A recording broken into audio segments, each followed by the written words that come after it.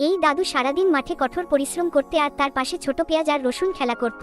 দাদু তাদেরকে অনেক আদর করতেন, প্রতিদিন কাজ শেষ করে ঘুরতে নিয়ে যেতেন। দাদু তাদেরকে স্কুলে ভর্তি করালেন উচ্চশিক্ষার শিক্ষিত হওয়ার জন্য, এবং দাদু প্রতিদিন তাদেরকে স্কুলে নিয়ে যেতেন। কিছুদিন পর পেঁয়াজ আর রসুন বড় হয়ে যায়। লেখাপড়া শেষ করে পেঁয়াজ একটি বড় ধরনের চাকরি পেল। চাকরি শেষ করে এসে পেঁয়াজ সবসময় দাদুর সেবা করত, ঘরের কাজ সামলাত, এবং সময় পেলেই পেঁয়াজ জিমে গিয়ে শরীর চর্চা করত তার শরীরকে সুস্থ রাখার জন্য। অন্যদিকে রসুন লেখাপড়া শেষ করে খারাপ বন্ধুদের সাথে মিশে যায়। তাদের সাথে মিশে রসুন জুয়া খেলায় আসক্ত হয়ে পড়ে।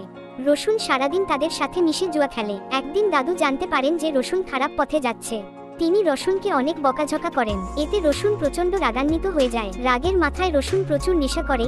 তারপর দাদুর ঘরে আগুন লাগিয়ে পালিয়ে যায়। খবর পেয়ে কালো পেঁয়াজ পানির পাইপ নিয়ে ছুটে আসে এবং সাহসের সাথে পানি ঢেলে আগুন নেভায়। কালো পেঁয়াজের সাহসিকতায় দাদুর ঘর রক্ষা পায়। দাদু চোখে জল নিয়ে কালো পেঁয়াজকে জড়িয়ে ধরে। এই কালো পেঁয়াজের জন্য কেউ লাইক দিতে ভুলবেন না।